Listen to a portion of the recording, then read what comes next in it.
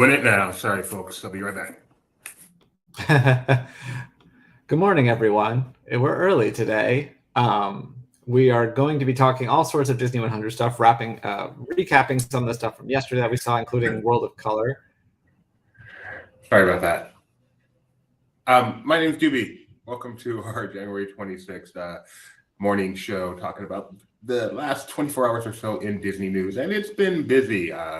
Guy over there is Kyle Burbank, managing editor of Black and Plans. How you doing this morning, Kyle?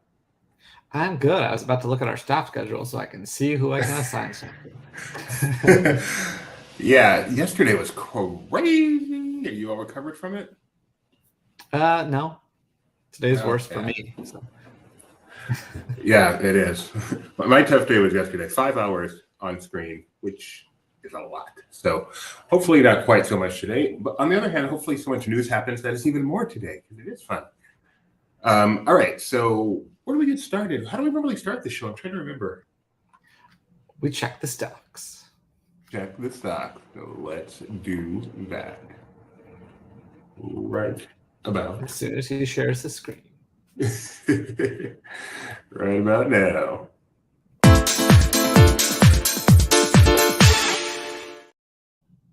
S&P is up. No, the S&P is flat. Anything less than 0.5%, we just call flat. How's Disney doing?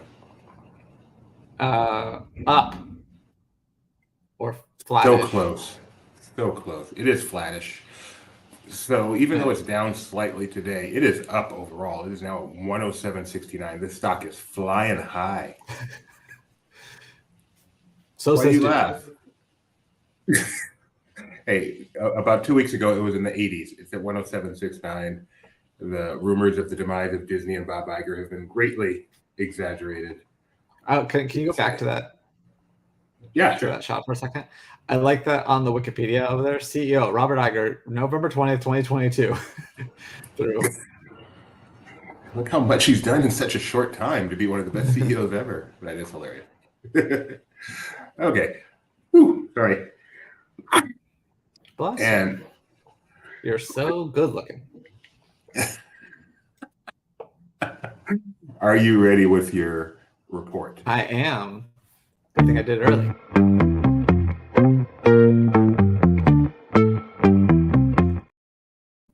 Let's hear it. Well, as you might have heard during our stream yesterday, there were some winds in Anaheim, but there are no thunderstorms forecast for the entire United States. It doesn't mean it won't rain or snow. It just means that there are no thunderstorms forecasted, which is nice after the severe weather that a lot of the country experienced earlier this week. But in the world of Disney, Anaheim does have a high wind warning through 10 p.m. It'll be sunny, but temperatures will reach the low 70s this afternoon. But yeah, those winds might be a problem, especially when we're supposed to have fireworks tonight before 10 p.m. So we'll see about that. Orlando, cold by Florida standards with a high of just 66 and a low of 52. Castaway Cay is looking a lot like yesterday with partly cloudy skies and temperatures in the 80s. There is a small chance of rain this evening, however. In Paris, or Disneyland Paris at least, slightly warmer tonight than it has been when we've checked in on them, but they are nearing 40 degrees. They do have a bit of a breeze, though, so that takes it down. Tokyo starts off the park day with clouds and temperatures in the 40s, but rain will move in the afternoon and potentially change to snow in the late evening tomorrow. Shanghai, they will make it up to 40 degrees, but with the winds, it'll feel about 10 degrees colder than that, so not a great park day tomorrow.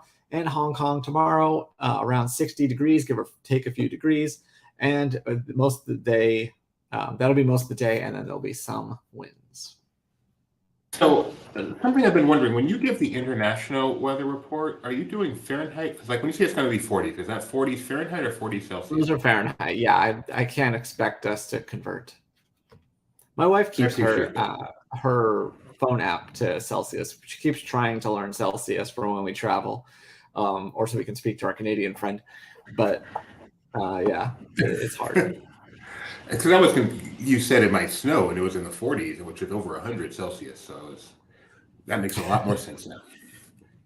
whether it's very different out there. All right, so we're going to do some recapping of yesterday. Yes, it was 70 degrees Celsius in Hong Kong or whatever. Like, that's not good. We're going to do some recapping of yesterday, of course, coming up. Mickey Rooney with Runaway Railway, Disney 100, so much fun stuff. We're going to go through some of the fun stuff. If anyone from LP is out there and wants to join in with their thoughts, we're open today. But first, let's start with some actual news. And that is over at Epcot. I'm very shocked we didn't get this news from Mike Mack, or did we? I believe Jeremiah sent it in. Okay, so Epcot has a new sign. Yeah, it matches the current logo. The other one was, lowercased, and they've switched the all caps and kind of a takeoff of what it used to be. It is slightly different, but this is the one they've been using for a few years, and I really like it. So it makes sense. I like it. I like it too. Very rounded. I like round things. You like round things? I mean, I like myself. He's on the record. I like myself. I'm into self-love. I'm very happy I got this Disney 100 shirt on today. Got it. I thought you were flexing on me. No, but I got this for my wife. And I got the Disney 100 logo on it. One of the first pieces of Disney 100 merchandise from the expo. After yesterday, I'm very hyped for Disney 100. Let's see. Disney Springs Kids Club. This just broke this morning. Did you read about this at all, Kyle? I did not. I saw something about Disney Springs and a kids club. I read about it. I'm ready. All right. So this morning, the Disney Parks blog announced the Disney Springs Kids Club. I've read the article multiple times. I'm not sure what makes it a club. If someone sees what I missed, let me know. But what it is it's kicking off this Saturday, and they're going to have entertainment that is geared towards kids and families. It's going to be at the Waterview Park every Saturday morning, starting at 10:30 a.m. The first act is Wasalu, which is an Afro pop band you may know from Disney's Animal Kingdom.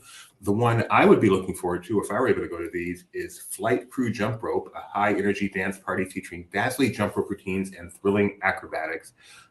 I'm mesmerized by cool jump roping, so I would definitely be out there to check that out. I'm easily mesmerized by cool jump rope. You're just full of quotes today. I love this. It's true though. Whenever I'm on TikTok, you know me and my TikTok, and I get a jump roper on there, I freeze and I watch and I'm mesmerized. If it's a round jump roper, because I like rounded things and I like jump rope, I'm stuck for hours. But yeah, then I read the rest of this and they say you can go have lunch at Splitsville or take a ride on the train, but nothing actually clubbish. So I think it's more of a marketing thing, calling it a kids club, but it is. Yeah, there's not even a disco ball. Wink. Okay. You have just blown my mind. I'm thinking club like something to join. You're thinking club like a dance club. But that makes more sense. But I thought it would be like an actual location where there's like a play area and stuff. That's what I think. When I think of like a kids club specifically, I think of a dedicated space for kids. Like when you go to a gym and you check your kid in to the kids clubs, they can mess around while you go work out. I do frequently, or did frequently when I had a kid. He's now a teenager. I know. When's the last time you even went to Chick-fil-A? I still go. I bring them Chick-fil-A back when I go to the gym every time. I'll be going there tonight. All right. Thank you, whoever is sending me additional photos. All right. Let's check out some breaking news. We can just show these photos. So, Kyle, why don't you introduce the exhibit while I get this ready? Yeah, so for part of the Disney 100 celebration at Disneyland, the pre-show area to the Opera House is what it is. The pre-show to Great Moments with Mr. Lincoln. There's a Disney 100 exhibit with some different artifacts and other things, and Mike got to go take a preview of that. So that's the intro banner there. Yes. I'm just looking. He's dropping pictures right now, and I'm just going to go ahead and show them. I've kind of looked at them. They're all clear. So let me just show these right now, and we'll all get to see these cool pictures together. Again, this is from the Disney 100 exhibit in the Opera House at Disneyland, showing 100 years of Disney. It looks like it's from Pirates of the Caribbean, the film, Pirates of the Caribbean, the attraction, bunch of maquettes. Haunted Mansion. If you're into Disney history, this is where you want to go. artwork. Sorry, I'm going through kind of fast. Obviously, these will be on our website later. You can. No, you're fine. These are the less exciting things, the plaques and stuff. But there's some actual like physical items that I think are more interesting. At least I don't know if they're good. Like This is kind of funny to me. This evil queen, but she's in like a jail cell. Which used to be in. Didn't they have this in the village? Not necessarily this, but this in the villain shop at Disneyland, I want to say. I don't think it was this exactly. I'm sure it's from something. I'm sure there's a reason. Is this for the movie? Is this for the animation or the live action? I don't know. It looks like just live creepy action Dumbo, so I'd have to imagine it's live action, but because it's creepy. Yeah. Wow. She didn't make the top 50 list, by the way. We're gonna have to argue that at some point. I think whose list was that? Screen Rant? No, AV Club. AV Club. So again, this is in the Opera House at Disneyland. You can go see this. I'm guessing it officially opens tomorrow. Right. I don't know if it'll soft up today. It's probably just a media preview, but you never know. They might throw the doors open later. So here, kind of cool display with Galaxy's Edge, New Mickey's Toontown. Yesterday, today. I still don't really like that logo, especially seeing it there. It looks odd here. I like it on the sign, but yeah, it does look weird here. I agree. It's kind of cartoony. It's tiny, it's toony, it's all a little loony. Oh, cool. So this is Walt explaining the multiplane camera. Classic television. I thought you were going to say multiverse.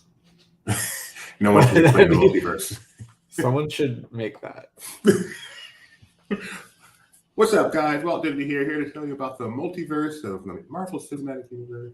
Well, no, you just like use that clip and the multiverse. Yeah. And you could also do a deep fake of him saying it all started with a mouse. We're not going down that road. I am quick to criticize Disney when they have a mistake like this. I'm going to defend Disney on this one. Walt said many things. You know, lots of G&Ts. So this is the multiplane camera here. Yeah, very large display for it. And having been to the Walt Disney Family Museum, you know, this isn't quite as incredible, but still, having this at Disneyland is really cool. Yeah, I mean, I've never been overly blown away by anything that they've had in the Opera House. Sometimes they have cool things. They used to have that Splash Mountain model and things like that. But, you know, they're just small things to look around. It's a pre-show at the end of the day. You missed when they had Babe from Twilight, right? I probably. Yeah, that's way before your time. Sorry. It's cool. I'm glad we get to see how it's all laid. It's kind of weird that they're just these like pin boards, though. Like, not the best setup, in my opinion. Like, I don't know. It looks like a high school presentation more than it does like an actual theme park exhibit. Yeah, I kind of wonder, is this the final layout for it? Or is this just how they have it out for the preview? I don't know. Interestingly laid out, but hard to imagine. Yeah, and I do it for the media the day before without it being final.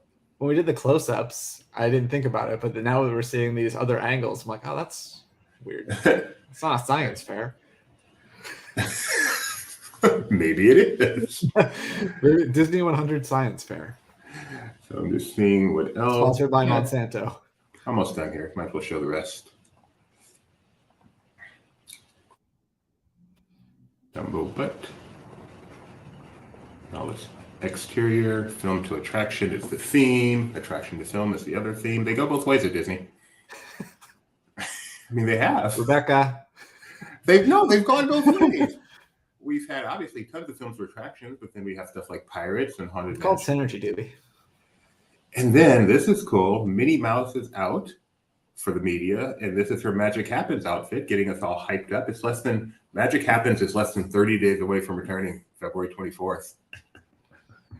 Which about was its initial run, right? 30 days? I think it was less.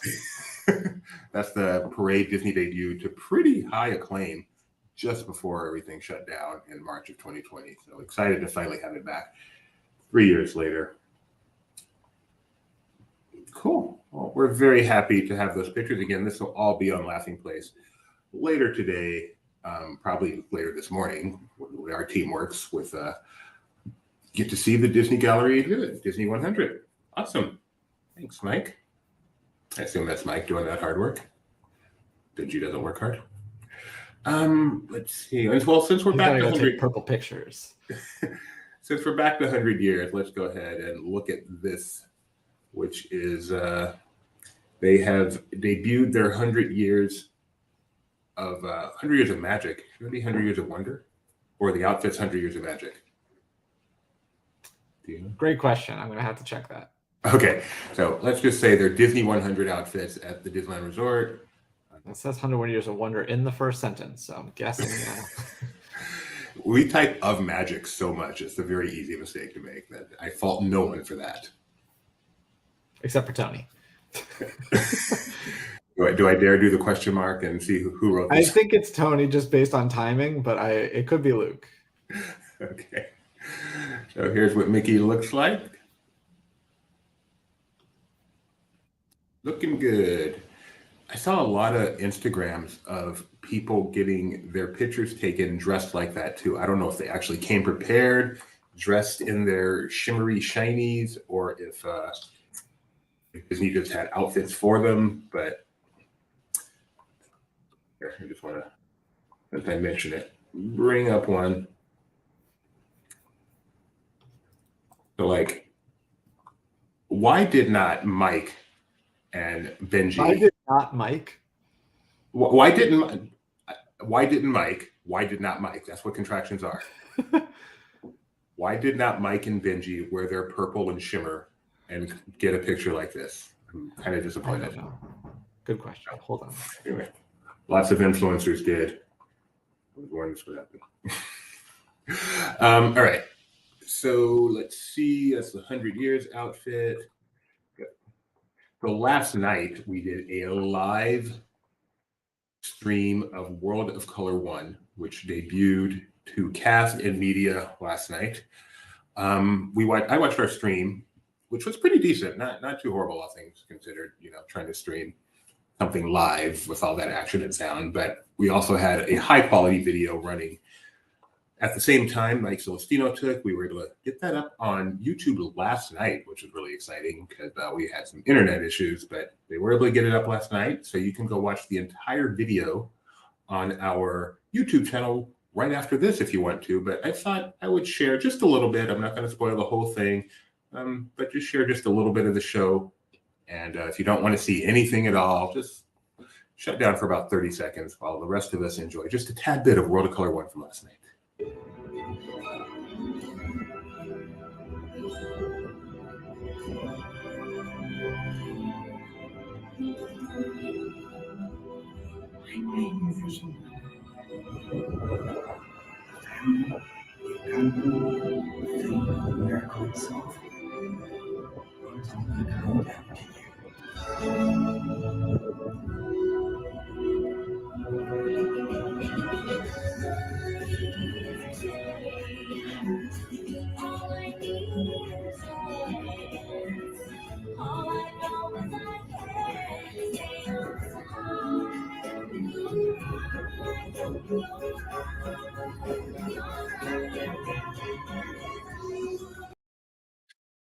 So again, you can see the whole thing on our YouTube channel right now. The standouts for me were the most worrisome parts, putting live action in World of Color. It turned out to not only be good, but be great. Well, there already is live action in World of Color.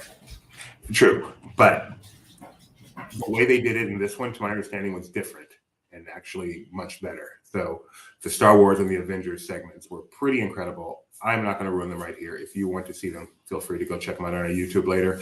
I am curious, for those of you who have seen it, like Gio, I'm sure you have, what stood out in your mind. Please use those comments to let me know.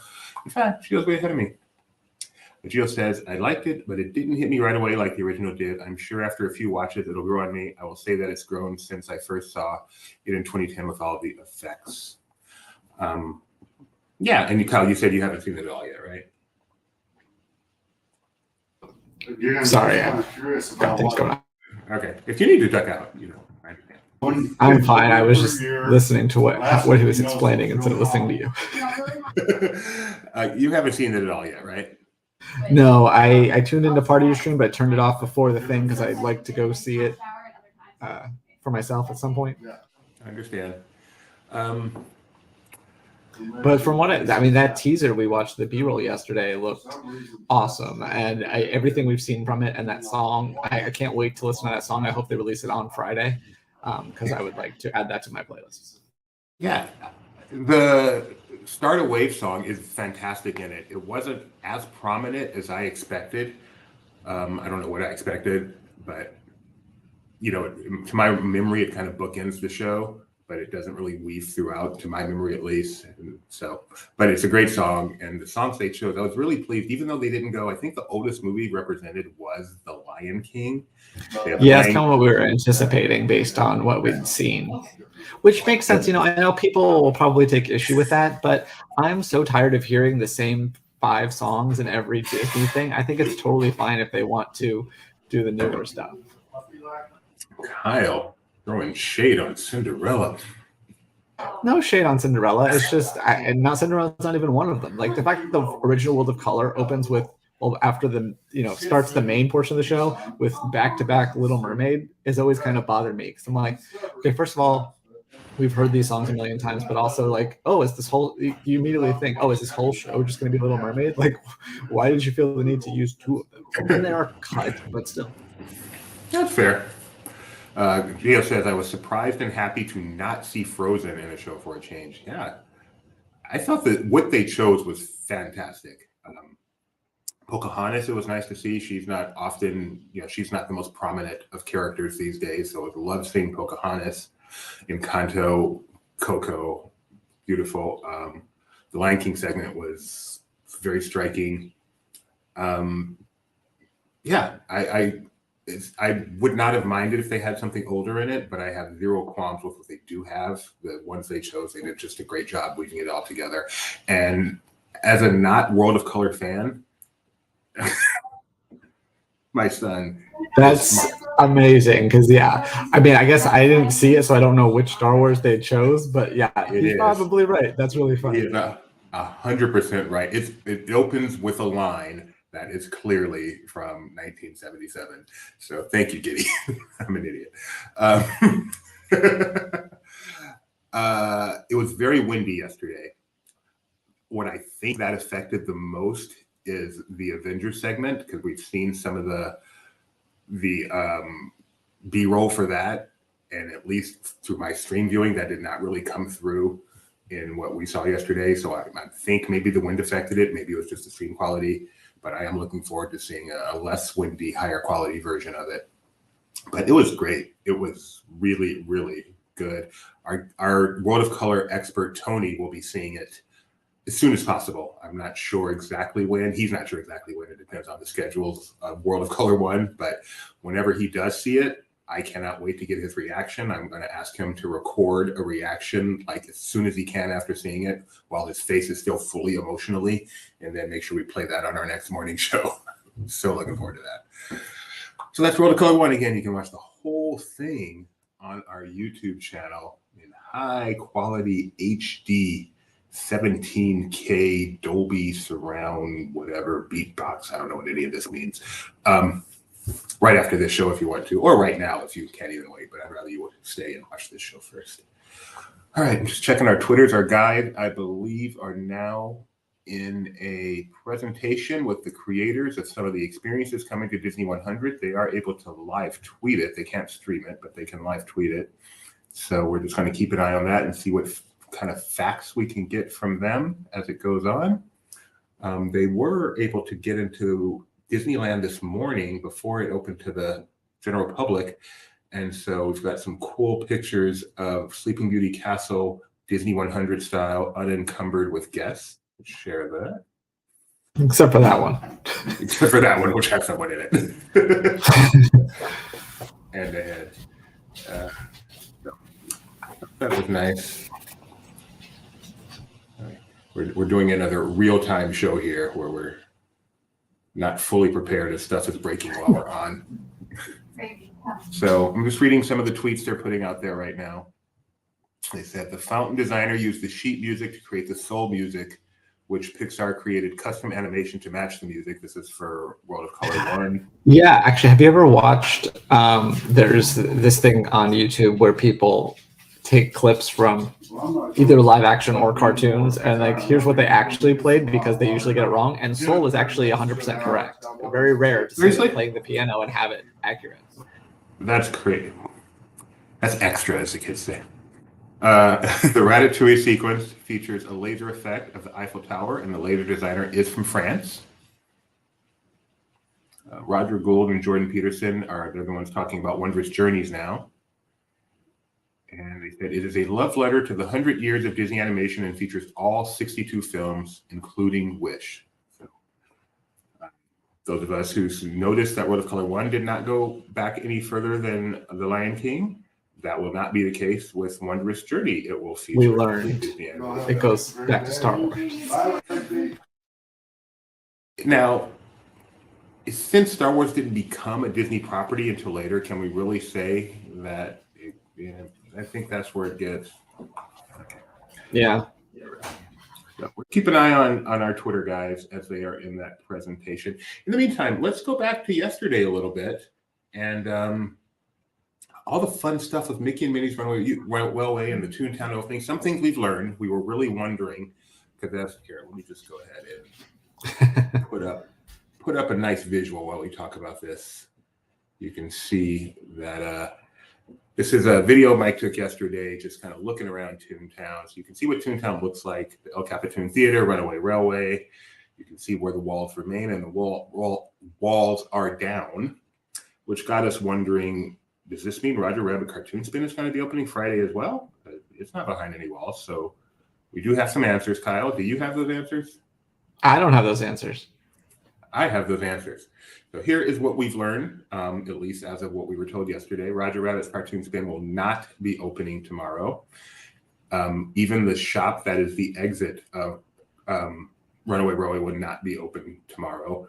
This is only going to be open for Runaway Railway. In fact, the gate, the check will be at the entrance to Toontown. So you will not even be able to enter Toontown unless you have a Runaway Railway, individual lightning lane, or virtual queue. Toontown is still closed in general. You can only get in there if you are specifically going to ride Runaway Railway. That's the info we had as of yesterday. That makes sense. Yeah, they're probably going to use all this for queue space. So, although if it's a virtual queue, they really shouldn't need that much queue space, especially because they have a queue. But but you want to, I mean, the more people you can call back and put in the virtual queue, the quieter the rest of the park can be. So you're in a virtual queue to wait 3 hours.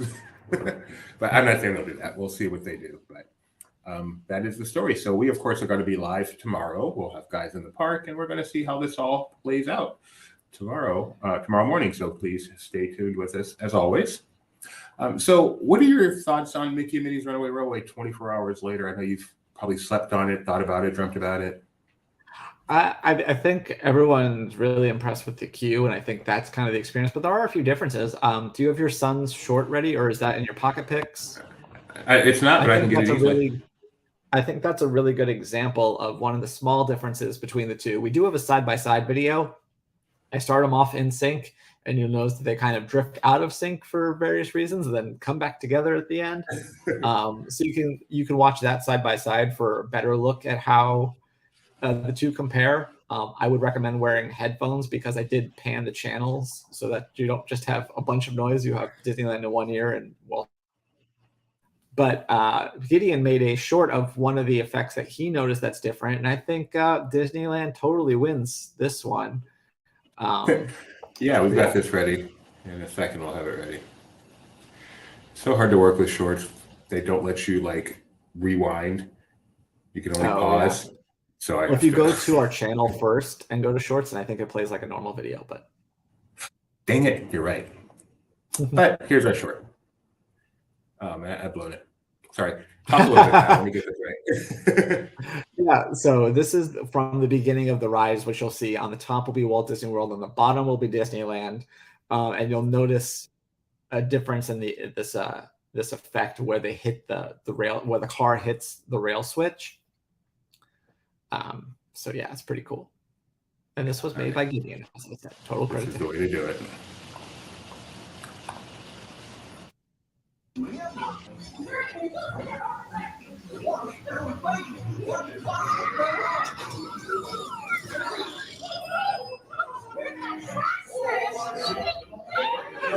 So in case you missed it, we'll watch it again real fast. But on the Disneyland one, the rail switch does like this spinning and then falls, whereas the Walt Disney World one just kind of falls.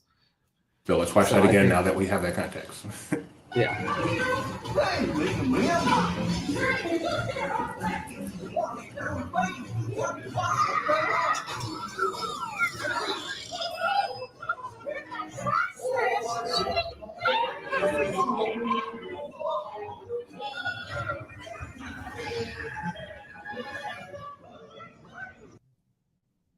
There you go. And that is just one of the more visible differences.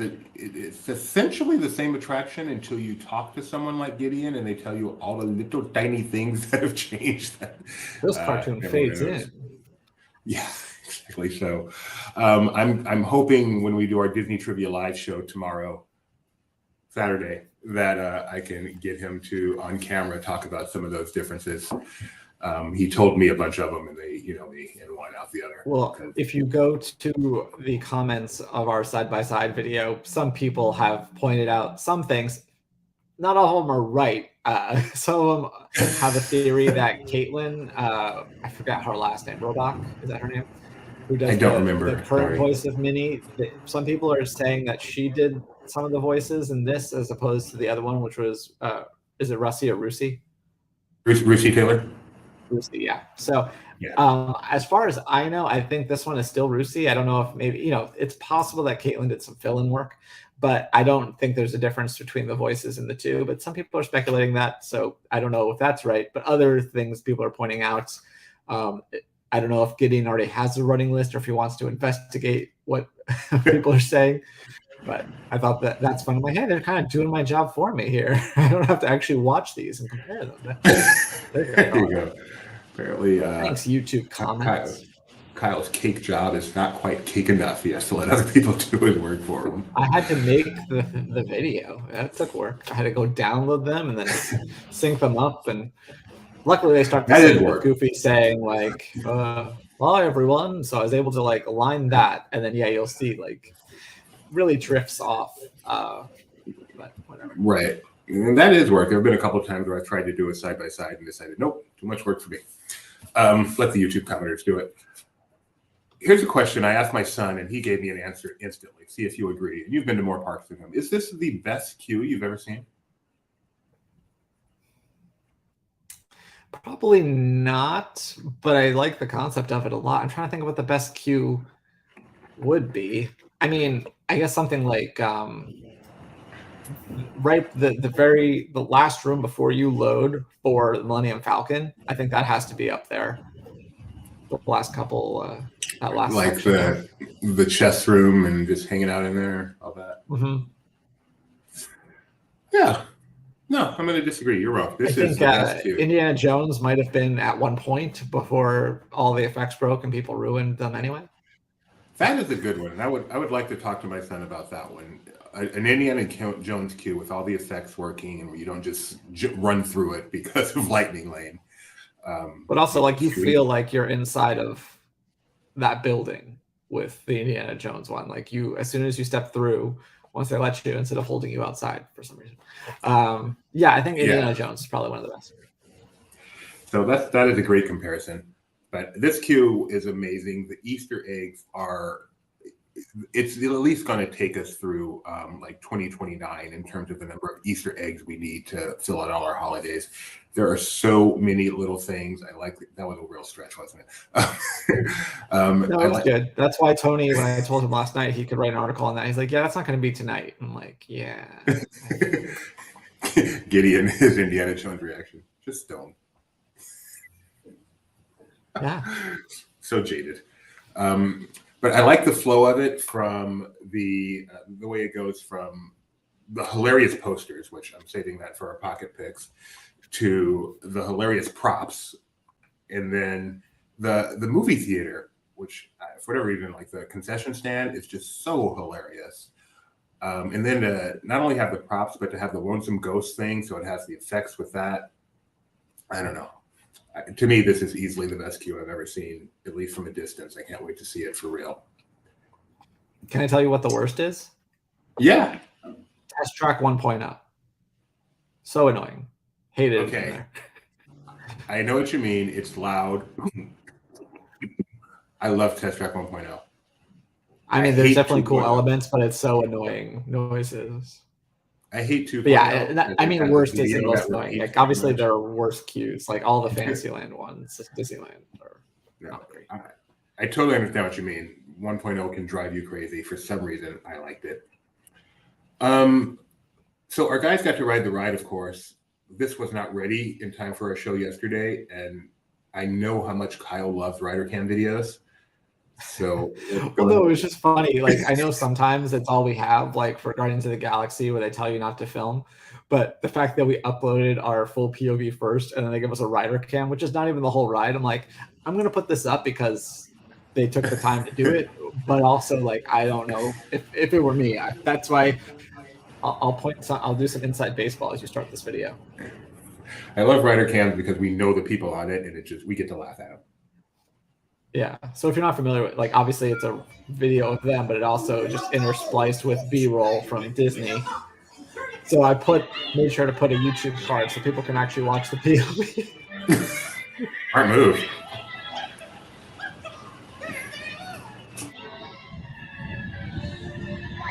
Benji's holding on for dear life. Does he know this isn't a thrill ride? He's into it. He thinks he's about to go over the falls. Do you see him splash down? That effect was a little too good yesterday morning, from what I understand.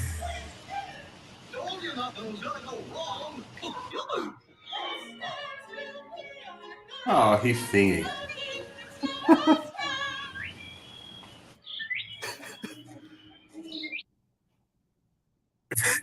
Rider cams are funny.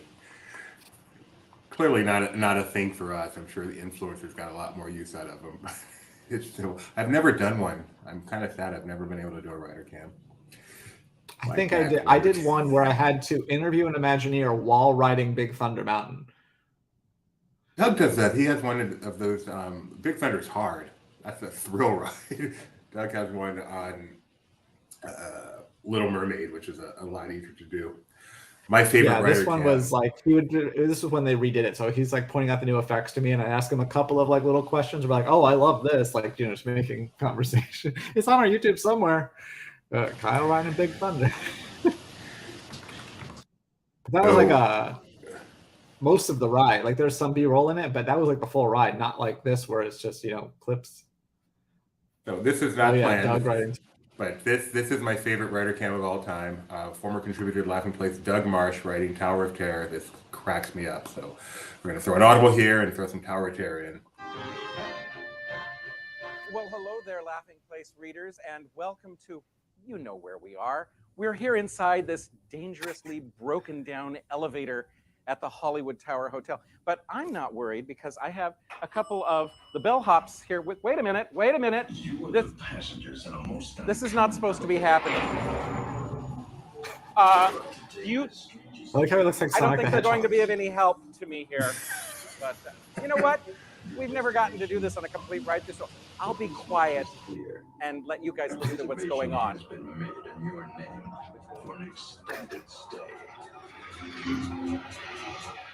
Wave goodbye to the real world. Goodbye, real world. Goodbye, Laughing Place readers. You have just entered the Twilight Zone. The good part's coming. So we've entered the Twilight Zone. Here to dim the lights of Hollywood's brightest showplace is about to unfold once again. Oh, I've seen these guys before.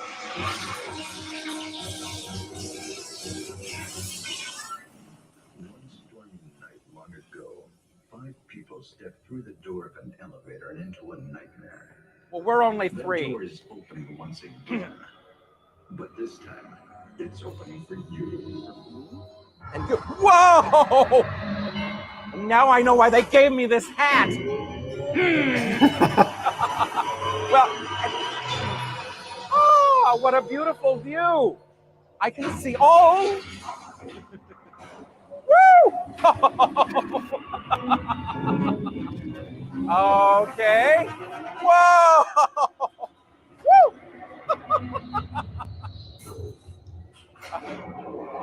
And you two don't These mind cast this. members are awesome. Okay. Oh, there's that view again. Oh, look, there's Sleeping Beauty Castle right over there. Whoa!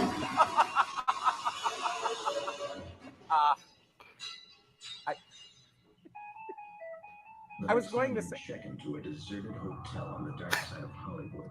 Make sure you know just what kind of vacancy you're filling, or you may. You do not interrupt fake Rod Serling. Well, I was going to say that was one of my favorite episodes of the Twilight Zone, but I imagine most of you really like it too. And I would like to thank the two of you for all the great moral support you gave me during that trying trip here on the Twilight Zone Tower of Terror. Well, of course, the Twilight Zone Tower of Terror, and it's also being joined by the Haunted Mansion Holiday and the Ghost. Well, you know what else came. Thank you, Doug. And we have some breaking news thanks to our assistants out there.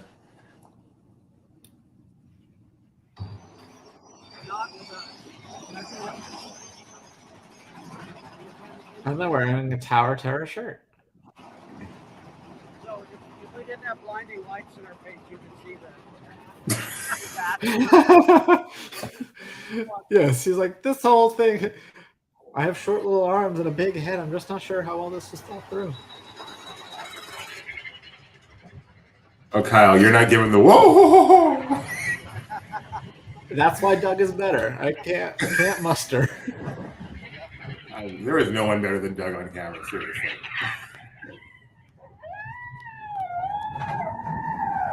You're so young.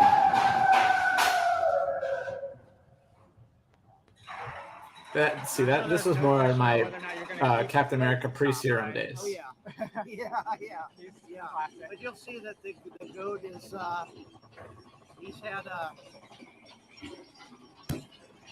bath and he's been cleaned up. All the animals have been energized. Yeah, Gio, this is Disneyland. So we took the best of and made it as nice as we could. Nice and smooth. Yeah. And they reopened after a pretty lengthy refurb. There he is. Go. You didn't go trick, Kyle. I had to keep interviewing someone. I couldn't be all discombobulated. All right. I have no memory of that video, so that was cool to see. From May of 2014. I think it was for, I feel like that was for 24-hour day. The description, yes, you're right. As a part of their 24-hour party, it was the recently refurbished Big Thunder Mountain. So, absolutely, good job. Let's see. That was fun. A little detour. Just catching up. As I said, they're live tweeting a presentation going on right now. The history of RiderCam. The show.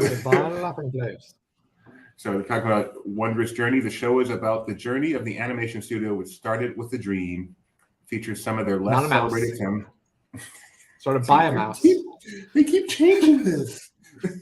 What started this company? We need this should be the first Laughing Place YouTube investigative report. What started Disney? The show features some of the less celebrated film, but every film is important to someone. I love the way Tony always says it. Every movie is someone's favorite movie, except for Ishtar. I thought about that. They said the return of Magic Happens means guests can experience a parade that they fell in love with online as it only ran 2 weeks. That's so true, because not only did it only run 2 weeks, but then the world shut down. So people had to go to YouTube to get experiences. And I think people really fell in love with Magic Happens online. As they said, that is an excellent observation by them. The return of Magic Happens was called Code Word Phoenix. Love that they have a code word for it. Yeah, exactly. There should be a deep dive into what started it all. Donald's boat is leaking from the inside out and features interactive portholes with the nephews and Webby. I'm guessing we've shifted to New Toontown now. Centennial Park features a dreaming tree inspired by Walt's dreaming tree in Marceline. So, D Parks did post it. Oh, and Disney Parks. That's right. Disney Parks posted their official Magic Happens video for a while. And yeah, if I'm not wrong, Rebecca, weren't you watching Magic Happens literally every day for a while in the early days of the situation? So Runaway Railway opened. I'm trying to decide if I want to show that. That's okay, but we do have a full POV on our site if you want to go see that. One of the cooler Easter eggs that's not even in Runaway Railway, but that's in Toontown itself, is right here. Let's go ahead and show this tweet. And so in the hills of Toontown, you can see Walt's barn, and we put the actual Walt's barn in this tweet by comparison, and that's really cool. Just another little Easter egg, one of probably thousands. And Tony has promised us he is going to find every single one, right? No. He's going to do the queue, and then we'll build out from there. We'll do one for Toontown when it fully opens in March, hopefully. So he will find every single Easter egg in the queue. Guaranteed. No, not guaranteed. Thank you. That's what I want to hear, that kind of confidence. And then Disney 100 is kicking off tomorrow as well, not just the 3 shows, but not just the 2 shows and the attraction, but also just the look of the land. So the platinum statues have appeared. There's one for Mickey at Christmas Tree Point in Town Square, and one for Minnie over closer to Tomorrowland. This is the Mickey one. Kyle, do you know who put this together and why we started with Mickey from behind in the article? So that we could see the view. Okay. And have we confirmed if Mickey really does have buttons on his backside? I don't know if we've confirmed that. Okay. But it does in the picture, in the statue, and on the front side. I mean, they put his tail there, so they got that part right. And then we have the controversial quote, "It all started with the mouse."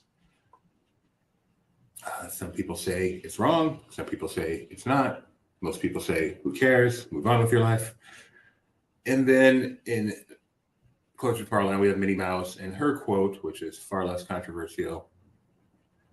I wouldn't. Well, it's less controversial, but I don't understand why they have the Cinderella quote for Minnie. Not bothered you, but you noticed that? I noticed that. I don't know if it bothers me per se. It just seems like an odd choice because you don't even need to have quotes. You just have the characters. We know who they are. I think for Minnie Mouse, they should have got a sweetie down in the chicken house from Minnie's Yoo-Hoo. That would have really thrown people off.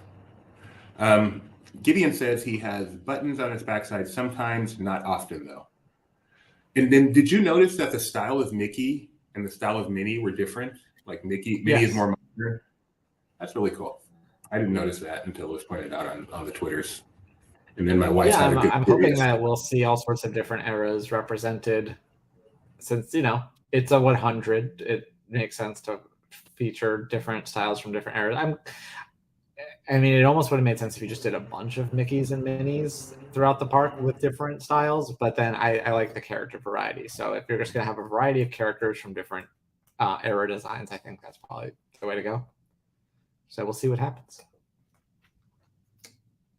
Well, I didn't notice that. My wife points out, so it's a dream as a wish your heart makes, and then she's actually sitting, you can't see my mouse, in a heart bed of roses, or a heart planter there. Makes a lot of sense. They had to paint those roses red. Do you like that they just did Mickey and Minnie? Do you wish they kind of did a thing where they had these various platinum statues all over the park? Were they not doing more? Are they? In the celebration starts tomorrow. tomorrow. I guess I just assumed.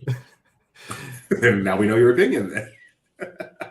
I thought that they would do more. I know they weren't going to do as many as 50 for the 50th, but I would have thought that they would have more because these are going to have interaction, right? With the kind of like the statues were with the Magic Band. I might be talking out of school. I don't even know what I'm talking about. There's so much stuff I got to keep up on that sometimes when it's those little things, I'm just like, I I love drunk uncle on here. I'm pretty sure these are going to talk.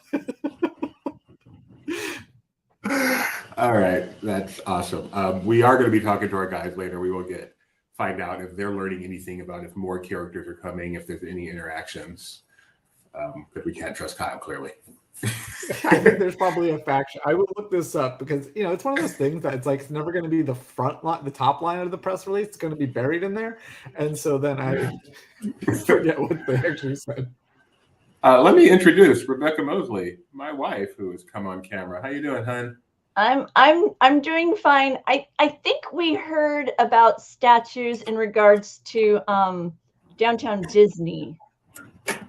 And so I was looking through our press release to see if I could find it, because I felt like we had the impression that maybe that type of beauty was going to come, but the quote itself within the press release, when they first announced that there was going to be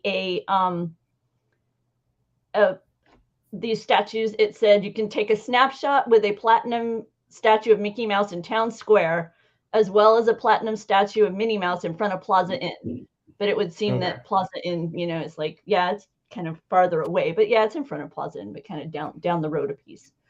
So and Disneyland.com, under their section Disney D100 Decor, only mentions Mickey Mouse and Minnie Mouse, but we do know there is a 15-foot one in downtown Disney that's already there. Mm-hmm.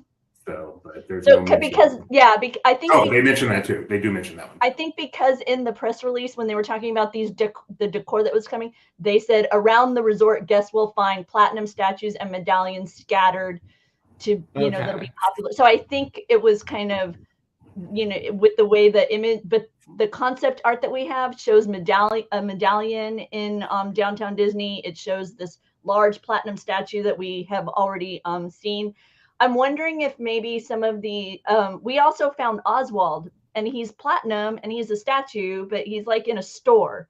And so I don't know if he is part of what is being described here or not. So it'll be it's one of those things. It's interesting when it kind of rolls out slowly and you're kind of, okay, is this it? Or is there more? Is that, so yeah, no, just wanted to jump in and help out a little bit, and now I'll go back to. I was going to say, feel free to hang around, because I'm talking about something next that I think the moral of the story is I am wrong. No, Kyle, you have way too much information in your brain right now. So here's the Oswald Rebecca was referring to, and again, this is in a store. So does this count as a statue? And the very next day, when Mike was back in this store, there is now a Disney 100 logo right in front of him as well. So it's not just Oswald kind of standing there without an adornment, letting you know why he's there. This is from a couple of days ago, and then yesterday during our live stream, we saw. I did find something in one of the press releases. It says later in 2023, Magic Band Plus will interact with and add more dazzle to select decor. So that's probably what I was thinking of, but that's later in 2023, and it's decor, not statues per se. So these medallions may come alive and start dancing, is what you're saying? Yes, 100%. It's going to use AR that's going to be protected from your Magic Band. And this is one of the medallions. This one is in California Adventure. And these things, this is kind of the symbol of the 100. This exact style medallion can be found all over the place. Disneyland, Downtown Disney, California Adventure. It's got the 3 fairies on it, Flora, Fauna, and Merryweather from Sleeping Beauty, and the Disney 100 Years of Wonder logo. And really hoping these are for sale soon. I want my medallion. By the way, check out. So that was the real world, and then this is a different location, but the artwork that we had of the medallion. I think it's pretty much exactly what I would expected. Sometimes the concept art, you're like, oh, that was the shadow people that freak out Doobie. That's part of why I chose this. The shadow people are. You can see they're translucent. I don't mind them being shadows, but they should not be translucent. Well, it's promotion for Tiana. It's Shadow Man. In my dream world, Gio, I would love to see those in person. Oh, I love spinners. And I want to say about these, because to me, they don't look that attractive in photographs. They look a little too drab, in my opinion. But when I see them on video, which is what matters, because when you're in person, they're not just still. The way they reflect the light and shimmer, they're actually quite beautiful. So if you're like me and weren't that impressed with the photos, wait till you see them in person. They're much, much better. So while we were on our stream yesterday, we were walking through downtown Disney, California Adventure. Mike Celestino was going wherever I asked him to. We were 2 hours in, and I'm like, Mike, would you mind just going over to the Disneyland Hotel, seeing if they have anything going on there? And we got such a treat. So he walked over to the entrance of the Disneyland Hotel, and this is what he saw. This is what guests staying there are greeted by. And way off in the distance, you can see this. Rebecca, you know this better than anyone. What are we looking at here? This is a photo op, black and white. It's for Alice Comedies, which were a series of shorts that featured a blend of live action and animation that Walt Disney did back in the 20s. So nice way to really bring you to the very start of it all. And yeah, you've got Julius the cat there alongside very dapper Walt Disney. So a neat deep dive kind of, you know, it's not terribly often I feel like they go quite this far back in their photo ops. So and then we've been sharing some of these Alice shorts as you are presenting right here, so you can watch them on our YouTube channel, and yes, you have an opportunity to see some of that those pieces. Yeah, they've been entering the public domain. So as they've entered the public domain, we've gone ahead and put them on our YouTube channel. Alex Rice of Laughing Place, which I didn't learn until we interviewed him, is not, he refuses to call it a restoration, but he's definitely doing some cleanup work on them. So they're pretty good looking. So if you want to see where Disney, especially in this year of Disney 100, if you want to see where it all started, you can do that. I recommend it. Let's see, they're still in the presentation. What else have they been tweeting? Nope, nothing else yet. Oh, wait, no, we do. In Centennial Park, there will be a Kiss Goodnight at sunset for kids who can't make it all the way to the fireworks. Oh, cute. I love it. Oh, I can't wait to learn more about that. Yeah. So I think that presentation is scheduled to end in just a couple of minutes, and we're hoping we can get our guys on here to kind of live reaction overview. Yeah, so let me make sure they have the link and they know they can join us if they're able to. I was trying to pull up an image of the Centennial Park. I know we have it because that was one area that wasn't visible to the team when we were wondering what portion of Toontown had been open, but to us. Here, let me close this out. I think I found it. So for those of you who may not recall, this is the redesign, that concept imagery that has been shared previously. Yesterday, that right side portion is what was visible to the media. The large grass area, the new pavement, they removed the Jolly Trolley tracks. Those are some of the elements that we noticed. We noticed that the mailbox relocated from one side of that Toontown Plaza over there towards the Roger Rabbit exit, but it was still there. And while Roger Rabbit looks good to go, we've learned that when this area opens on Friday, it will be for access to the attraction. You will not be able to enter this area without your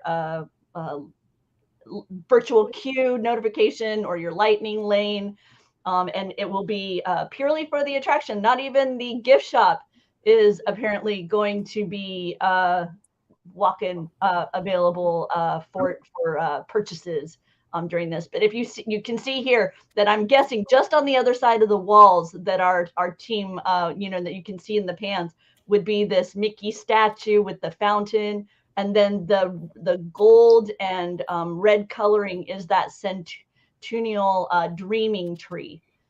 And so it's going to feed. I wonder if it'll be like kind of, I wonder what that moment will be like when you think of, when I think of moments, I think of, and trees, I think of things like Animal Kingdom, but this isn't that kind of tree, you know what I mean? It's subtle. So I'm curious to see kind of what will that be? Is there like something embedded within the tree, or will it be something more like lighting on the tree with a little story? Maybe Yeah, Disney knows the art of characters. subtlety. Yeah, That's why we hire Kyle, not for his memory. for sure. Can I say We that did the get to- grass in this concept art to the right looks way better than it does in real life? Like there, it looks like a grassy hill and not, AstroTurf for parking strollers. I am so okay. So I saw pictures of cast members yesterday. I think is who these images were from, because I saw a lot more pictures of people kind of lounging on the area and then strollers parked and stuff like that. And it doesn't feel as stark when it's in use. And so I'm like reserving. I understand it looks really stark in the images that were shared from the media moment, because there's nothing happening there. It's just green, nothing. Yeah. And Well, I'm intrigued to see kind of how it grabs you once there's this, the flow of people and it's being utilized. Because I felt the same way the first time I saw the hub at Magic Kingdom when they redid that, and it was just like there were certain areas it just felt very stark. But now when I go back, there's so many times where there's people kind of sitting there lounging and relaxing. It helps. It helps it not look quite so sterile, fake plastic grass. And the other thing to remember that changes my opinion is I presumed that section of Toontown was about to be open, that anyone could just walk up there and see it. But that's not the case. They're making it very clear. Toontown is still closed. So That's true. Whereas before I thought they're not even going to show this if this isn't the final version. Now I'm not nearly as confident. I would not be surprised if it still has more work to be done. I at least hope that poor little solitary bench has a few friends around, right, Kyle? You pointed out how lonely that little bench looks right there in the middle of all that nothing. On the other hand, if you're depressed and you go to Disneyland, now you have a place to hang out by yourself. And that should be called, like, we have the wishing tree, we have the depression bench. And you just need to be alone. In Mario Odyssey, there's this little like island there's like this big metropolis, and there's like this little square of patch grass, and that's kind of what this is, with a couple of benches. And that was probably just for Gio. Gio will know what I'm talking about. Mario Odyssey and New Donk City. Doobie Goes to Depression, where I went to that little story of that girl who created like the friendship bench, and it was like the place in her school where if you're just having a particularly rough day or something, it was like you could go and sit, and that way people knew that That's true. That's much nicer. Needed a moment, and so they could either kind of sit with you, or it was. I think it's the same. If I saw someone on the depression bench, I would go over there and try to lift their spirits. I'd say, hey, cheer up.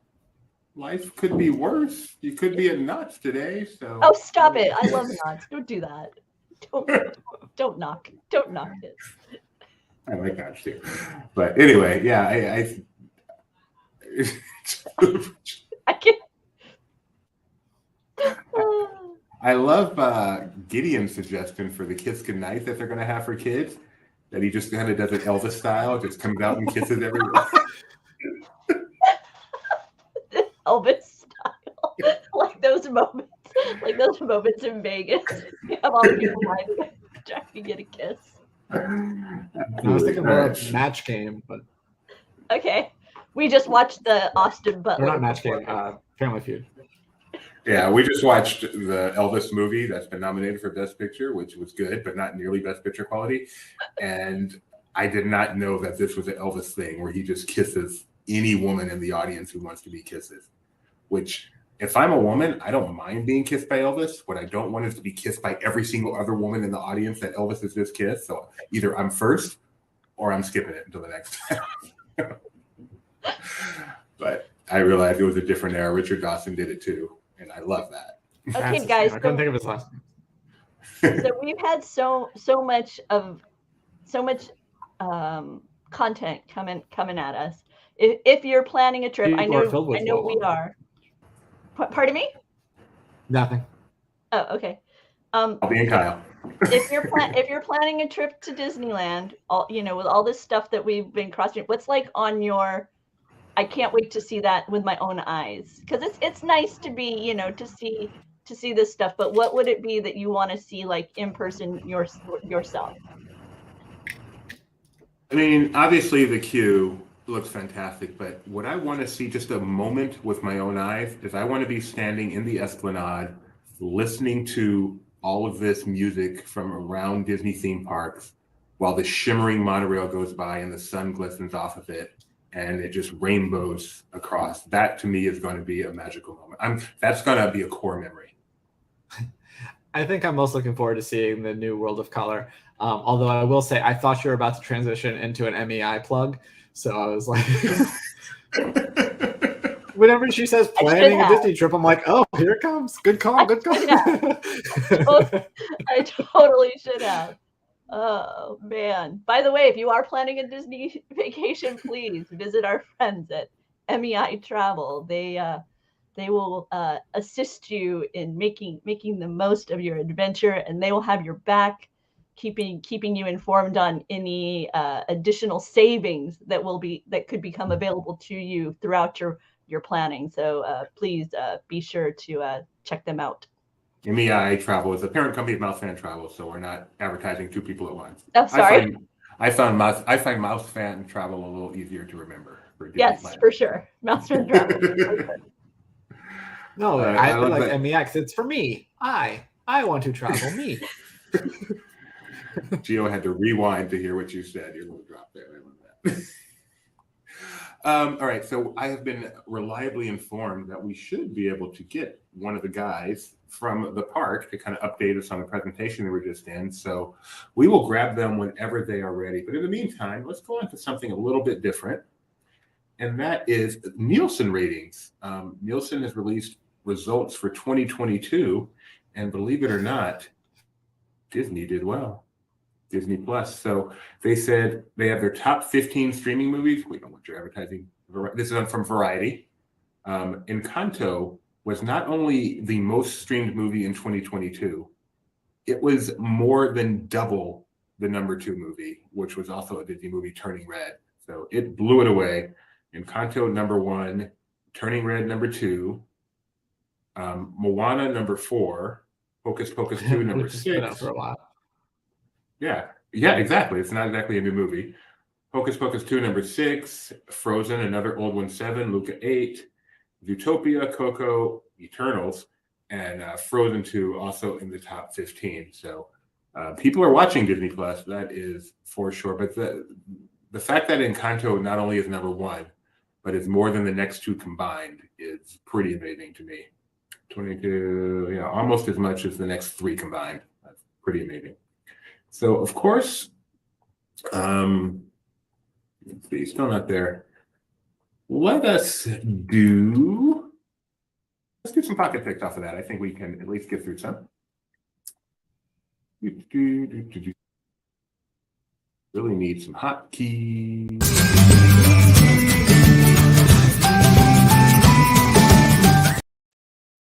So pocket picks, I scour Twitter, YouTube, TikTok, any of those, find fun stuff.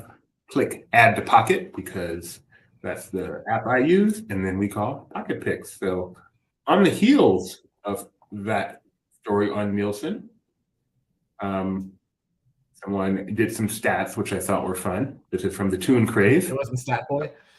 It wasn't Stat Boy. Mac, by the way, Frozen 2 is up there just to my niece's views. Over 21 billion minutes of Bluey was streamed on Disney Plus in 2022. 21 billion minutes. I've seen about 10 of them as I finally saw some Bluey the other day. Have you seen Bluey, Kyle?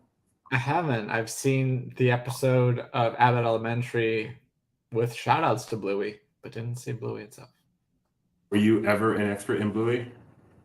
No, you know what? That was a little after my time, and I don't live in Australia, and I'm not animated. But if it weren't for those factors, I'm confident that I would have. Here, I'm going to share this.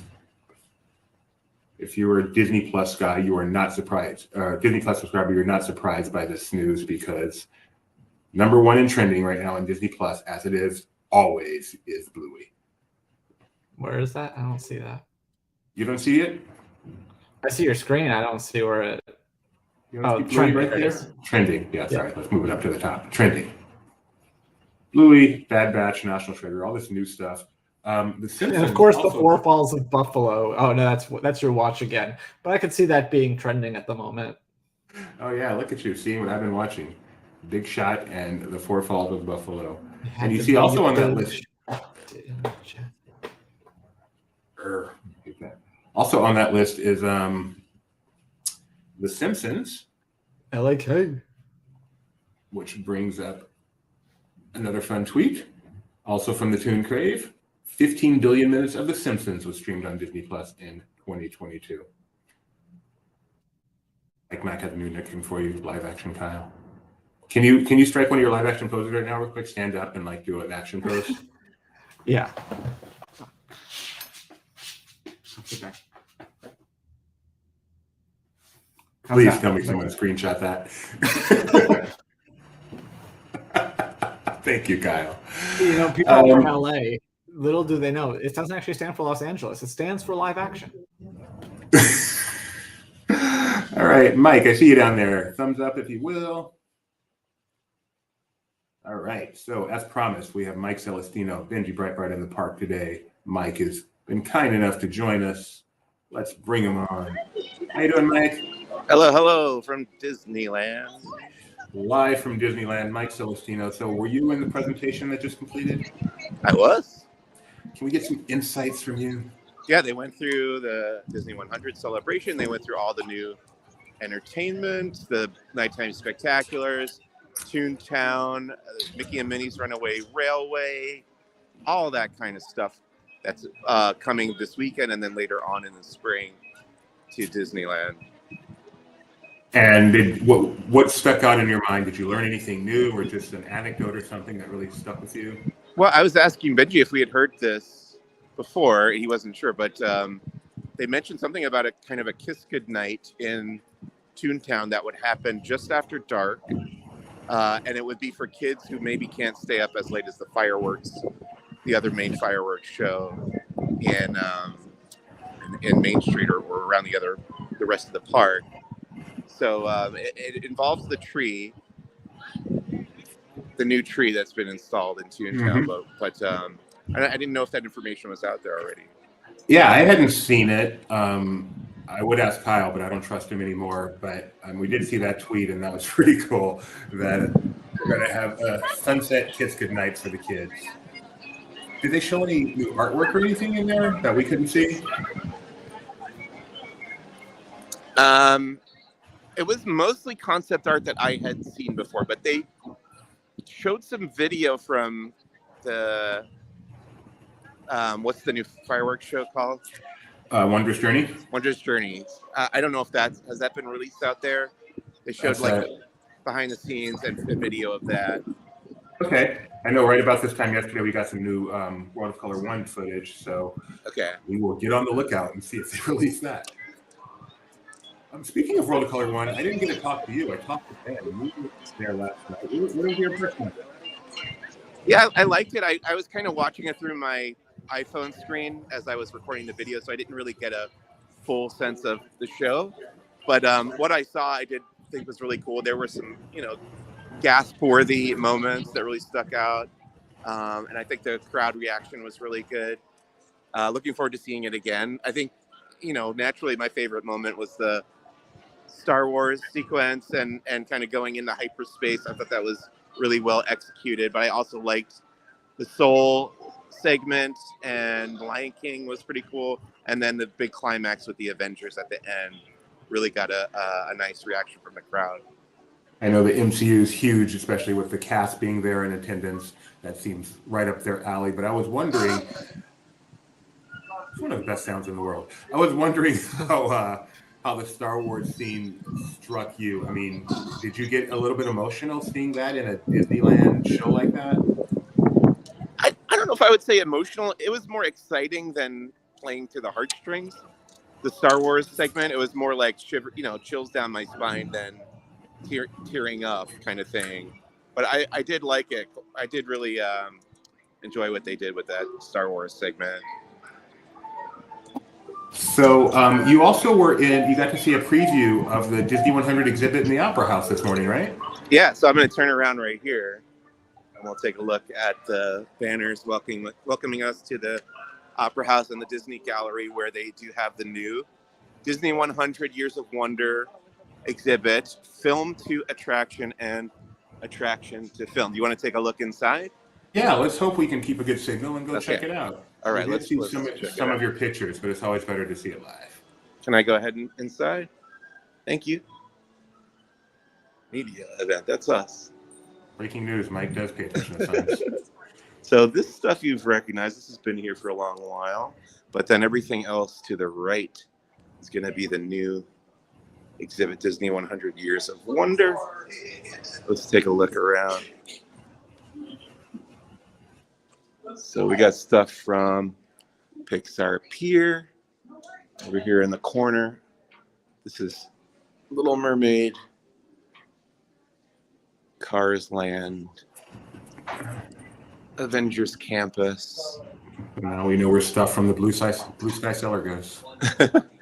Star Wars Galaxy's Edge, Star Tours, and Tomorrowland over here.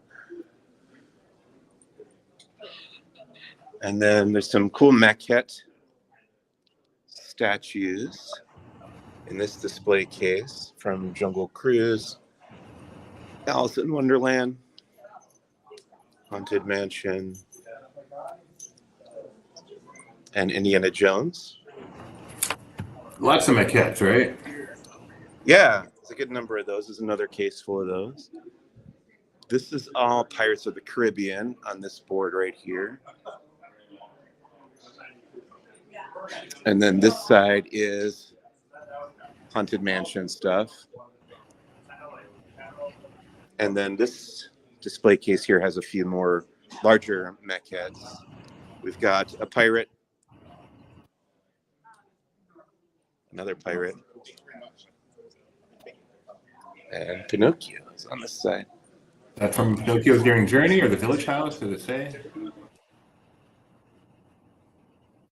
Dare I speak? Jinx's signal.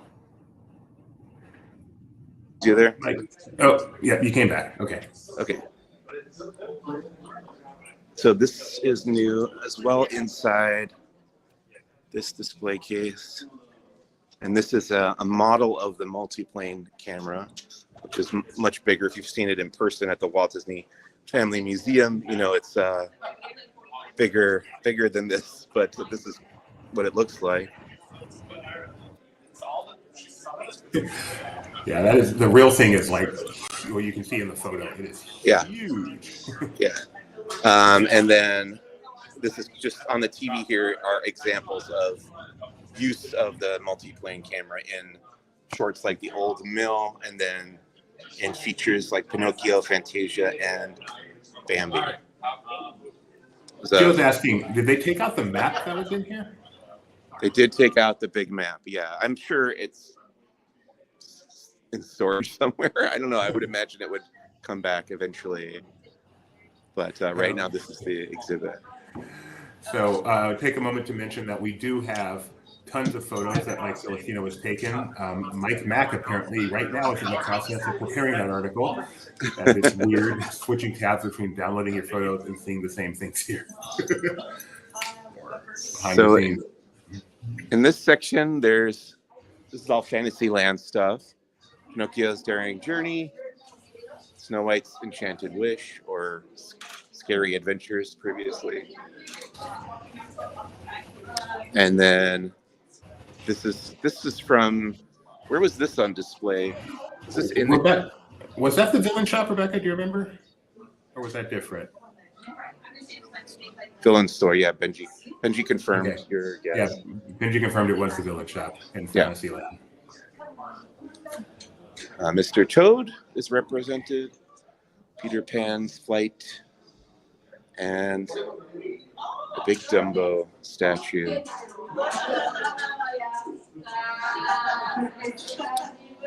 And more Dumbo here. Casey Jr., Circus Train, Storybook Land Canal Boats. This has been updated to include Mickey's Toontown there. On the right, the new version opening in March. Spin around here. You got Finding Nemo, Submarine Voyage, Alice in Wonderland.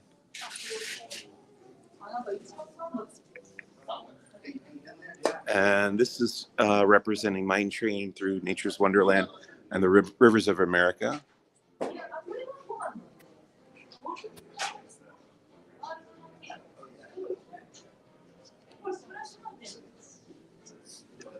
Indiana Jones Adventure. Some concept art from that here.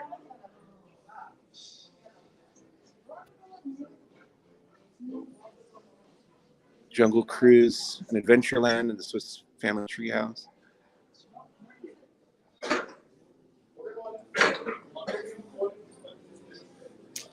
And lastly, Sleeping Beauty Castle and the walkthrough over there. Really nice. Yeah, it's a nice little exhibit. And it really does do 100 going way, way back to the beginning. Mm-hmm. Are you excited about seeing Wondrous Journey? Yeah, I really hope the wind dies down. I was trying to show off how windy it was outside here. So windy that it knocks out his signal, even going outside. But Signal's yeah, as we perfect discussed in the indoors. weather report, high wind warning until 10 p.m. for Anaheim. So Yeah, we'll see. looking great. Let's see how. That's windy. Everyone knows it's windy.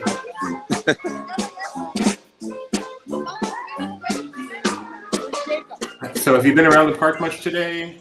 Anything new? No, they walked us through. We came in through Galaxy's Edge and down here to Main Street, but nothing really jumped out at me as we were walking.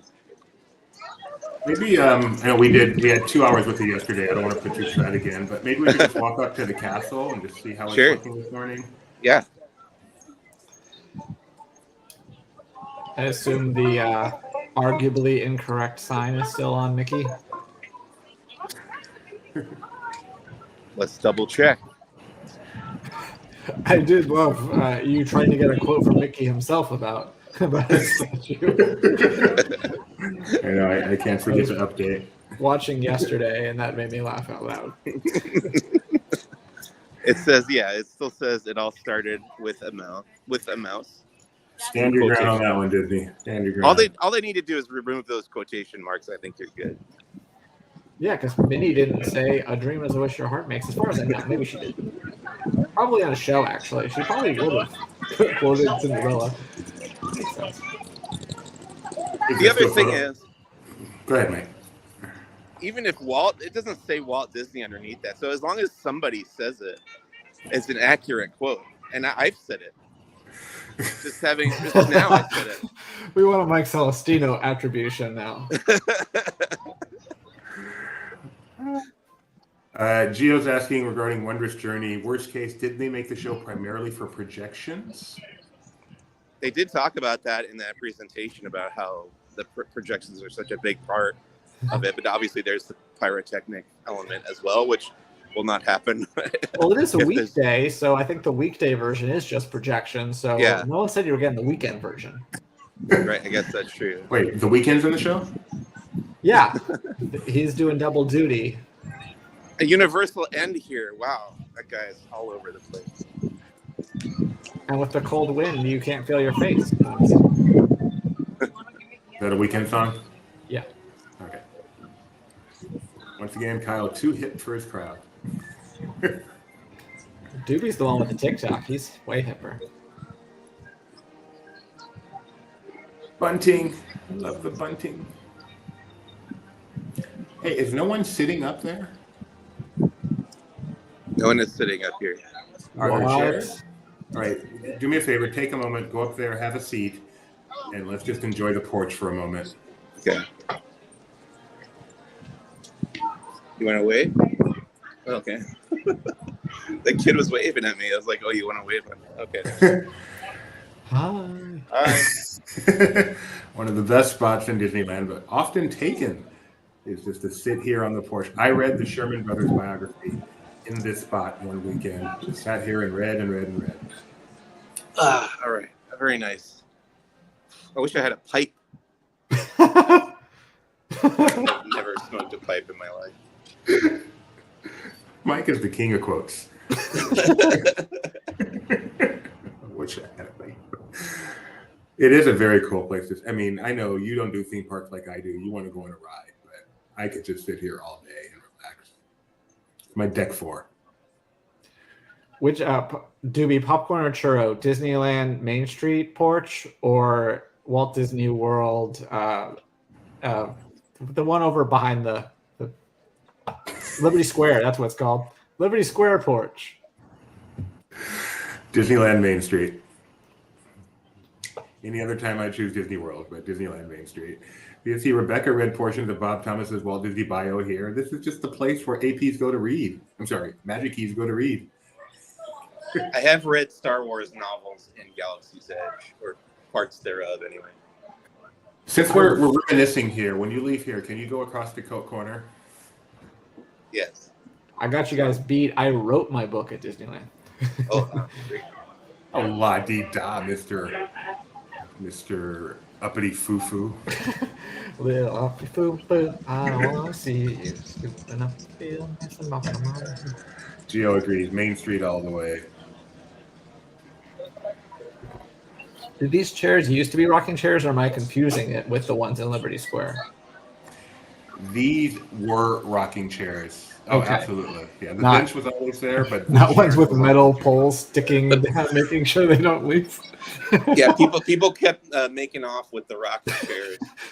Like, I wonder where they bought that. Like, how do you carry that out?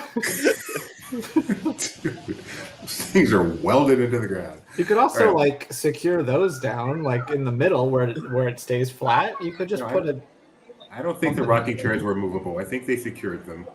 But Rebecca said But she people does were not getting recall injured. them being Cats were rocked. having their tails injured by the rocking chair. Sorry, guys. Yeah. Now the cats Rebecca's probably right. They probably weren't rockers, but I really thought they were rocking chairs. And yes, look at that one. All right, you may leave now, Mike. I appreciate you. Thank you for Maybe your they were permission. rocking chairs, but they took them away because the wind would be blowing them back and forth. They moved them to Epcot, where they're now rocking chairs. That was Kyle Tech show. Wow, the guy from The Daily Show and CBS News has his own Epcot. Rockin' is a group, a musical group. So go around to the outdoor section of Coke Corner, next to the entrance door. Point out the red The and white. red and white light bulb. Phew. Our national nightmare is over. Right there. There's the piano. That's right, the light bulb. And there's not a table there anymore, but there used to be a table right beside that piano. Yeah. Without that table, you would be unemployed today. Because that is where I met my wife, Rebecca. Oh, where exactly? I want to stand on the spot. You can crush it. Basically where that thing is, yeah. Where this umbrella is? Yeah, that's where the This table is where is. Laughing Place was born. Yeah, Benji's nodding his head. You know. yeah. So, Wow. good to see Coke Corner. Nikki B says she remembers a rocking chair.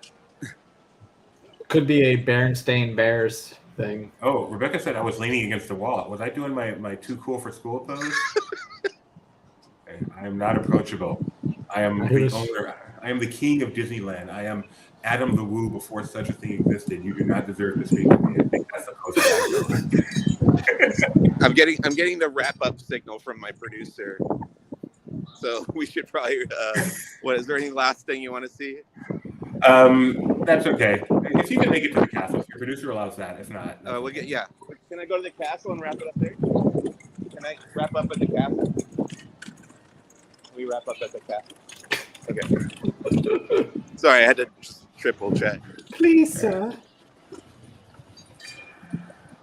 We are the reason you got a job, but apparently you have to listen to your producer to keep a job.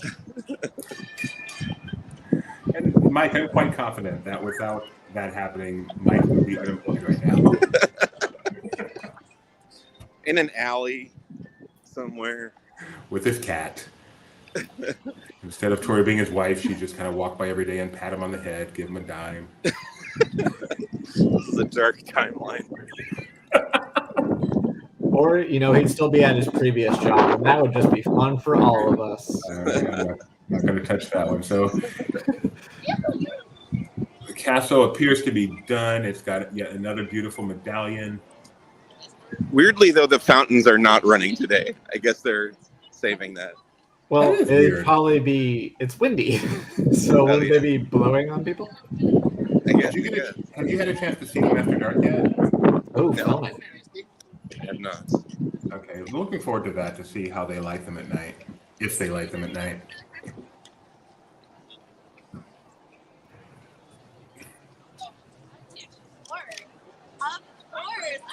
Okay, there she blows. Literally. One thing I wanted to try to show you guys real quick, if you can see your screen, Mike. There's she is some, looking beautiful. There's some influencers shooting here. Yeah. See, speaking of, can you guys get a photo like this before you're done? I will try. Okay. But you have to go get the purple pants and silver blazers as well. Yeah.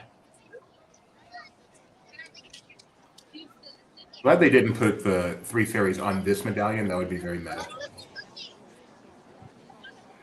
All right, Mike. Well, thank you. What do you guys got planned for today? Do you know?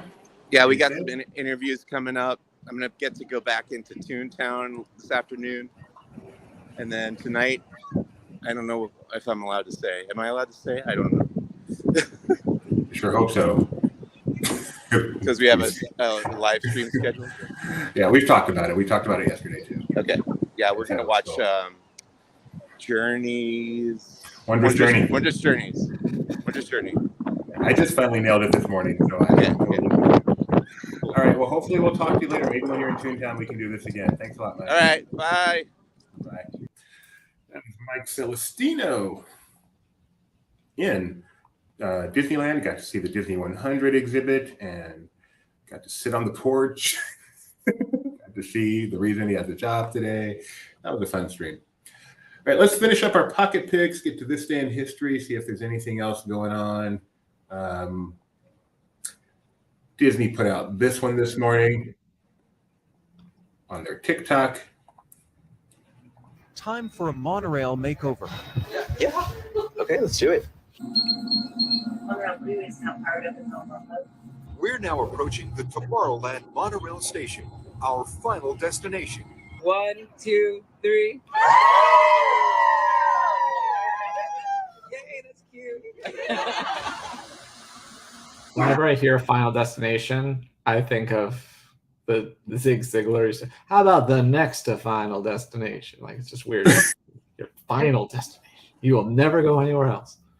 I think of the movie. That too.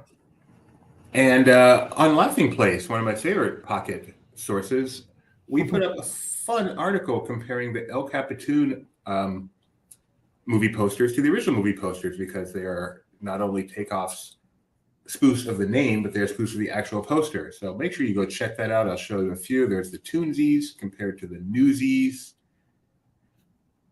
The Honey, I Shrunk the Nieces compared to the Honey, I Shrunk the Kids. But there's a technically on this one. So I on think this one or later on? Keep scrolling a little bit further. Now, just a minute. Bothered you? No, up. This one. Yes. Tony is saying that they should have included the short for Roger Rabbit on the poster. It did Tony. Yeah, Tony is so Tony. The only one that confuses me is, I don't want to make you see all my scrolling, but the one for Parent Trap. So here is theirs, which has the sisters on top and the couple on bottom, and then Disney's version has the couple on top and the sisters on bottom. or worse, it doesn't, and things are just really weird. They also didn't put the bars of color. You're right. And they were so whatever with all of them. I really want to know the story behind this one. I have a theory. If you go up to the one, if they would have done it the way and they wanted Donald to look annoyed, then he'd just be looking up at nothing. This way, he kind of looks like he's like, "Oh, you guys, I see what you're up to." Like he's annoyed with the twins. Why couldn't he just have them looking down? Because then that would look weird. Okay, so you think that's the reason? I think that's the reason. That's my going theory. Okay, I'm gonna accept that. Thank you, Kyle, for clarifying that. I'm not saying it's right, just saying that that's my theory. Oh yeah, it's called the chipmunk trap, not the duck trap. You know, because the parent.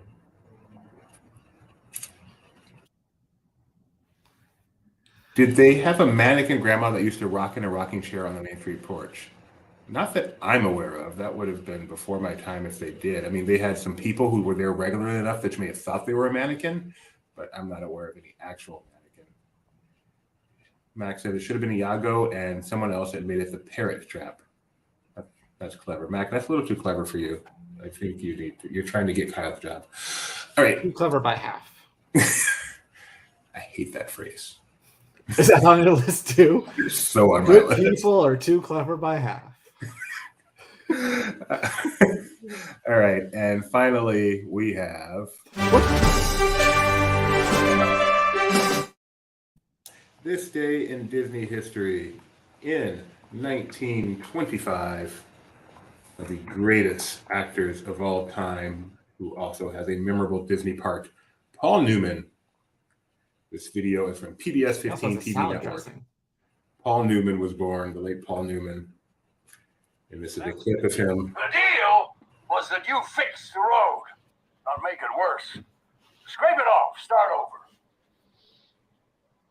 Sheriff, why don't you go down and get yourself a quart of oil that flows on me? I'll keep an eye on him. That's fantastic. On me, that's perfect. Dude makes it look so easy, so relaxed there. That is one of our all-time great actors.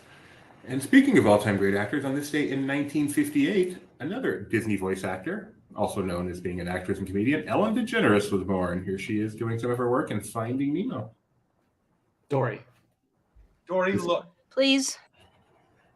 All I know is that I miss them. I really... You're right. really miss them. I didn't even know what that felt like. Oh my goodness, Nemo, are you okay? Great.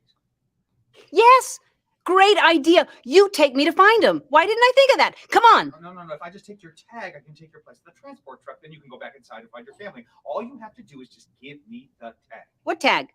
There's a tag on my fin. Are you surprised by how far away from the microphone they are? Okay. Sorry, I suffer from short-term memory loss.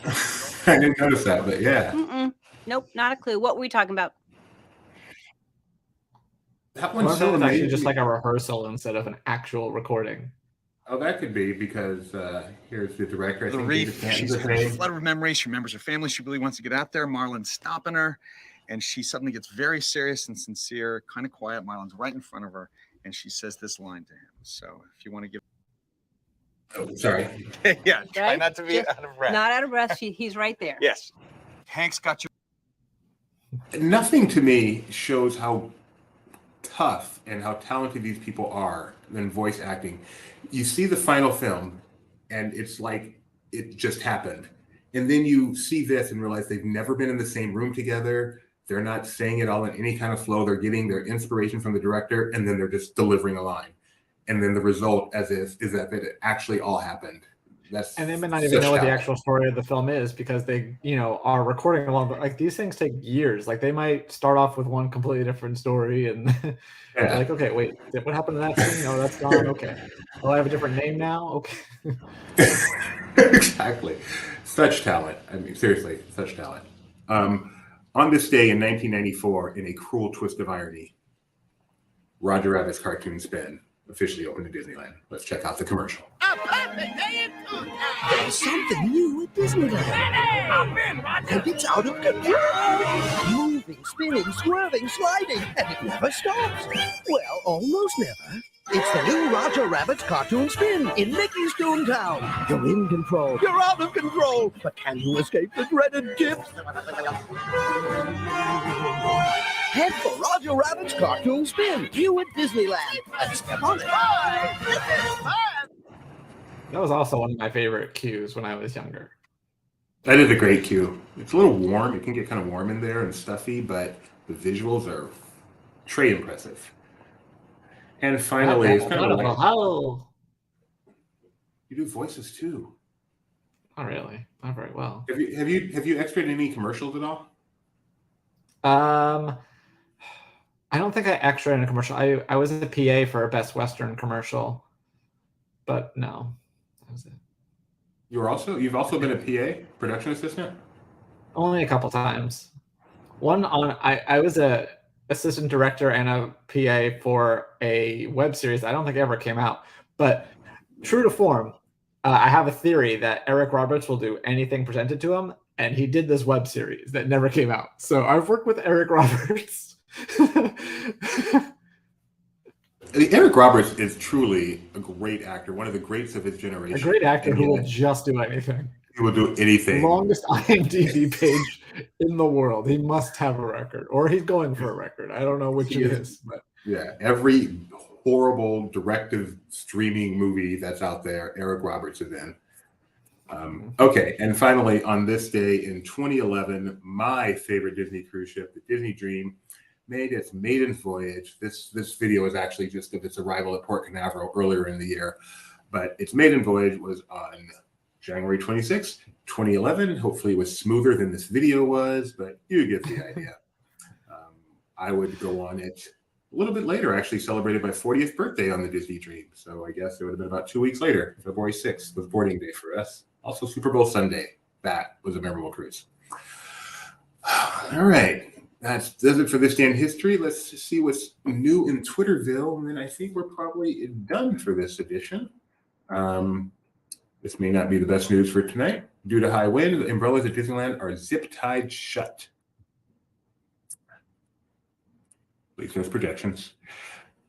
And Rebecca has told me that there are old pictures. Reportedly, a mannequin granny was on the porch at some point, it seems. That's truly fascinating. We learn something new every day. That would have been the first subject of the if Disney Double Dare You had come through, there was going to be a horror movie based on that, I'm sure.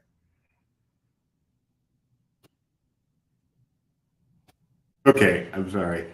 I've got to share this one. This is from Mouse Info on Twitter. A parody tweet, which I found funny. And getting up on the screen. Worth the wait. It's not, but it's a parody tweet. They say, "Oh wow, they already updated the quote on the statue, and it's now it's me. Hi, I'm the problem. It's me." I found it funny because when you're on TikTok, you hear that song about every 3 scrolls, so it's always in my head. I've never actually heard the full song. I don't even clue. I don't know who sings it. Is it an old song, a new song? I know nothing about this song. Enlighten me. Oh, do you want me to tell you, or are you going to just stay and no, enlighten enjoy me. the mystery? It's Anti-Hero by Taylor Swift. It came out last year. Okay. Yeah, I have no clue. There are so many songs that I know like 2 lines from just because of TikTok. I have no idea what they are. All right, I think that's about it for today. Just a quick recap that obviously Disney 100 continues. We've got an awesome World of Color 1 video up on our YouTube. You can go watch it in its entirety from its premiere last night. Yes, Rebecca. But I would like to point out before we go that the moment in history that Doobie shared is one he was there for. These are pictures that I forgot. of the Disney Dream sailing away. So I found it quite humorous that he sharing this and with no seemingly no recollection that we actually drove out to the port and waved to the Disney Dream as she sailed away. And what was particularly fun is that there are a number of very passionate Disney fans aboard this cruise that we knew. And when we zoom in on the pictures that we have, we were able to spot friends who were standing out on the deck waving as they set sail.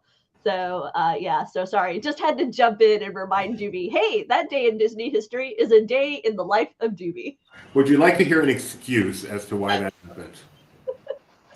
So when I put together This Day in Disney History, it's also for LPTV, as I like at the top of certain hours, I do This Day in Disney History and I play videos related to each of these, and they need to be videos.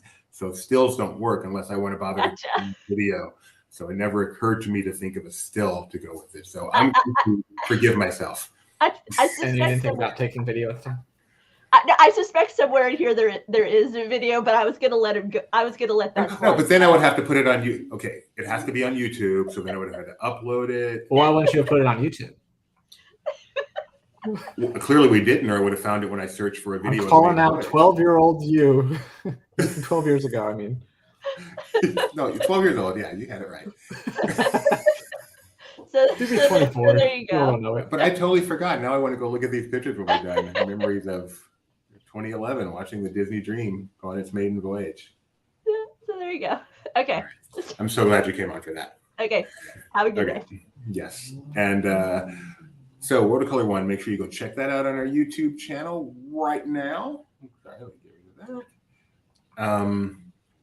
And our guys are going to be in the park all day, including Toontown. So stay tuned to our Twitters, and we'll have much more. We showed you the Epcot parking sign, which has been changed.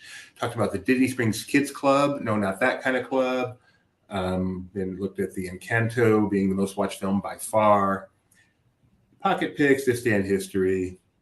Just another typical morning here. So we will definitely be back tonight around, I think we're planning to go live at 8:45 in hopeful anticipation of seeing Wondrous Journey, a media preview of that like we saw World of Color yesterday. And we might go back live this afternoon, depending on what's going on in Toontown when the guys are able to go out there. So as always, appreciate you joining us. Mike back, yes. Appreciate you joining us. Like, subscribe, ring the bell so you get notified when we go live. Please check out laughingplace.com/TV if you get a chance and see this new Disney 24/7 news thing we're trying out. Thank you, Kyle, for your contributions today. No problem. Thank you, Rebecca, for being a special part of our show today. And we will see you next time.